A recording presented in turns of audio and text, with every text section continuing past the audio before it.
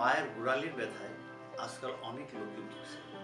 অনেক পরিবারেই দেখা যায় পায়ের গোড়ালি ব্যথার রোগী আছে।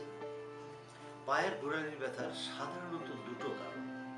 একটি হলো পায়ের গোড়ালিতে যে বোন থাকে ক্যালকেনিয়াম বোন, সেই বোনে একটা ঠোঁটের মতো বের হয়ে গেছে, একে আমরা বলি ক্যালকেনিয়াম স্পার।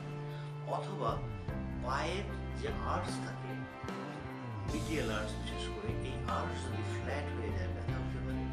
অথবা পায়ের ওখানে যে প্লান্টার অ্যাসপেক্টে যে ফাঁসা থাকে, এই ফাঁসাগুলো যদি ইনফ্লামড হয় তাহলে ব্যথা হতে পারে। আমরা একটা অসুখকে বলি প্লান্টার ফ্যাসাইটিস, আর একটাকে বলি আমরা ক্যালকেনিয়াম স্পার। তো আমরা একটি মাত্র এক্সরে, ল্যাটারাল ভিউ এক্সরে করলে আমরা বুঝতে পারবো যে ওনার কি অসুবিধা আছে গোড়ালিতে। যদি ক্যালকেনিয়াম স্পার না হয়, স্পার না দেখা যায়, তাহলে ভাবতে হবে এখানে ইনফ্লামেশন হয়েছে। প্রথমে আমরা দুটো মডালিটিস ব্যবহার করি ফিজিওথেরাপি চিকিৎসার জন্য।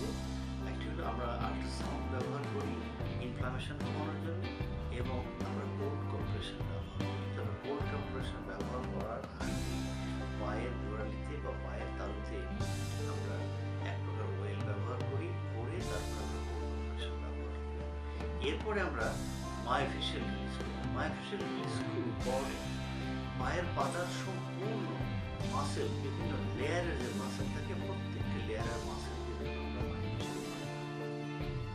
এছাড়া গোড়ালি নিচে থেকে শুরু করে হাঁটুর পেছন পর্যন্ত মায়োফেশিয়াল রিলিজ করতে হবে।